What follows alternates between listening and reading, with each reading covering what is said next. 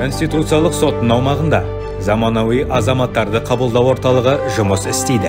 Орталыққа келушілерге, соның ішінде мүмкіндігі шектеулі жандарға ыңғайлы болу үшін барлық жағдай жасалған. Біріншіден, бұл қолайлы жағдайда Конституциялық сотқа өтініш беру тәртібі мен рәсімдері туралы жан-жақты кеңес алатын құқықтық ақпарат орталығы. Азаматтарды қабылдау орталығы орындықтармен, киім-кешек бөлмесімен, кондиционер жүйесімен және танымдық ақпарат көрсететін экранмен жабдықталған күту аймағынан тұрады. Тікелей қабылдау үшін 3 бөлме қарастырылған.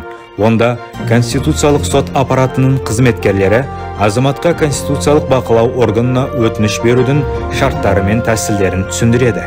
Орталықта алдын ала жазылу бойынша азаматтарды Конституциялық сот аппаратының басшылығы қабылдайды.